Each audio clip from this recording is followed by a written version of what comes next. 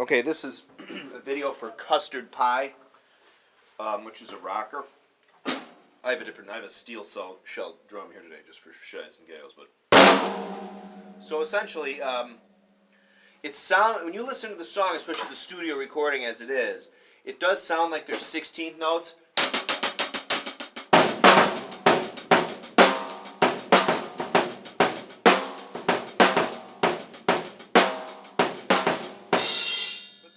If you listen, he actually really is just on the head.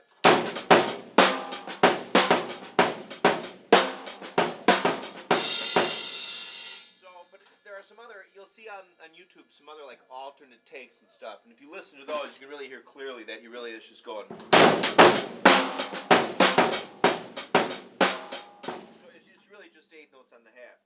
Although they probably maybe did overdub one of those shakers, they'd have those gourds with the beads around it. I forget what those are called, but that could have been overdubbed, I suppose.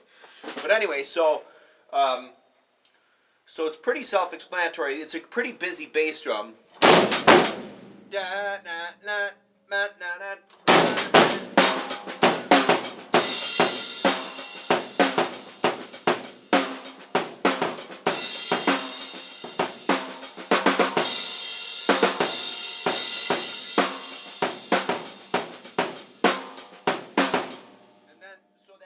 On that.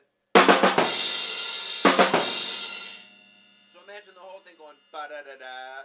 So it goes da da da da da da da da da. So that's what it does. Da da da da da da da. Okay. Da da da da da da da. So it would be like if you played through it.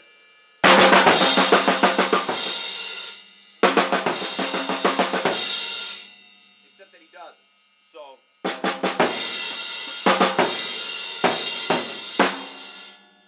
I guess the best way, I guess I could try to annotate it, I suppose, but it's da da da da da da da.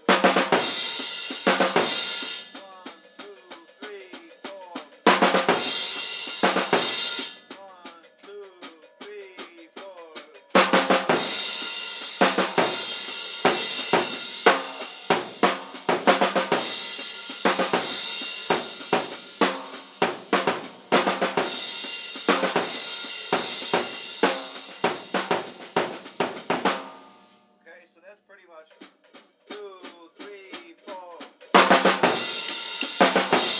1, 2, 3, 4. 1, 2, 3, 4. 1, 2, 3, 4. 1, 2, 3, 4. 1, 2, 3, 4. So that's pretty much the whole. That for me, I always thought that was the hardest part. Anyway, but yeah, so sometimes it's ba ba ba ba ba na, and then sometimes it's just ba and then sometimes it's busier. So he's just playing it. He went in there and they just jammed it. So that's, to me, honestly, pretty much most of the song. He has a lot of fills in there. Again, you got to remember that those songs were recorded wherever they did it. They set the drums up in a big room, and they had, sometimes you'll hear stories of, what's his face, Eddie Kramer saying, "Oh, we just used 3 mics." Well, the point was, they relied on room mics. I think they would use sometimes closer mics to short. In other words, what seems to be the norm now or for the past 40 years is that they mic up a kit, right? They get a nice sound of the bass drum and the rack tom and underneath the snare and everything. And then we'll throw a couple room mics in too. And then they shore up the sound of the drum kit then with the room mics after they built it up with the close mic. Where I think the way that Bonham or Jimmy Page did it with Bonham's drums was they would get a nice room sound, and then they might have a bit. I think sometimes they just put a microphone on the batter side of the bass drum head to get more of the attack, like the actual whappy sound. They put a mic under here to get the sound of the snares.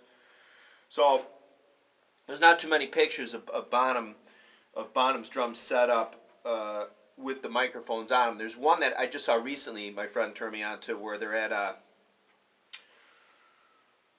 It was online. It just came out. I think Warner Brothers or somebody just found it in their vaults. It's a picture of Jimmy Page sitting at a guitar in front of Bonham's natural maple thermoglass kit. Although there's no mics, I don't think, on the drums.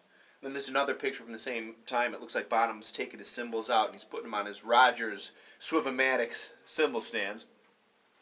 But anyway, so you got to remember just the big room sound. I mean, you know, that's where you get that sound, especially with the cymbals. I mean, Paiste B8 alloy, especially in my opinion, sounds great, especially from even a little bit of a distance, as opposed to like right up close. You know.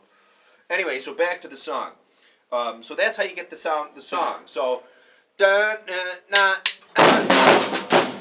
No, I naturally will do this. I don't mean to. I mean, whether or not he's doing it, I don't know. You know, the best thing to do, I know with Audacity and a lot of these programs, I think you can really take a lot of these songs and put them through, and the EQs are so fine and so good, I guess, that you can really isolate certain frequencies. So I don't think it would be that big of a deal to hear some. You could probably really isolate in some really good EQ stuff if you think Bonham was, you know, or if it was just so.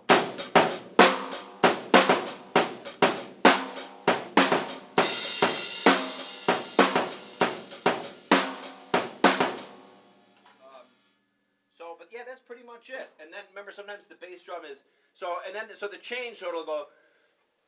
You have two separate things where it goes blah, da na na na, da na na. The first time does the.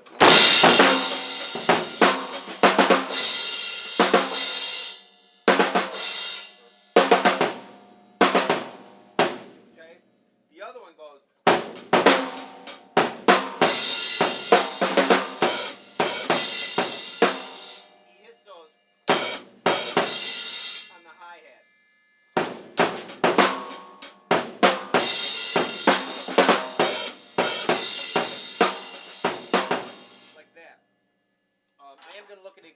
I think I'm going to buy a high definition camera that has a mic input. I might ask around one time with playing to a Zeppelin song. Like I said, it would just really suck if somebody from the Warner's music group closed my channel and suddenly all my videos were gone and I had to redo it all. It would just be a pain in the ass. But in any case, I think we'll give it a whirl. But anyway, so that's really Custard Pie. I mean, it's a total jam, but it's really just, it's absolute Bonham.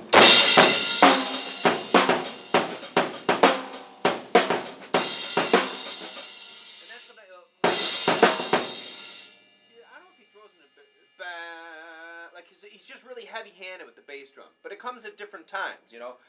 So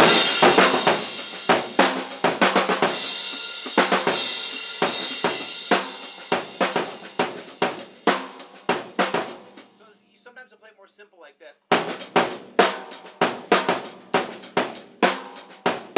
I think sometimes it's like.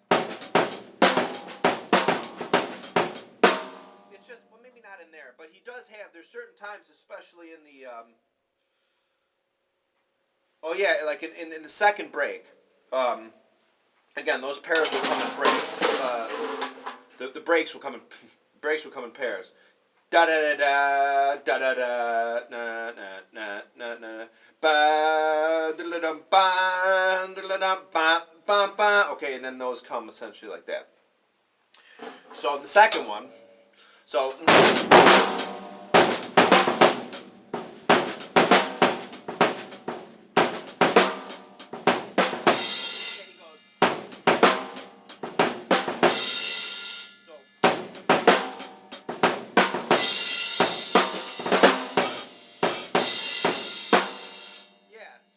that's where it gets a little busier in the.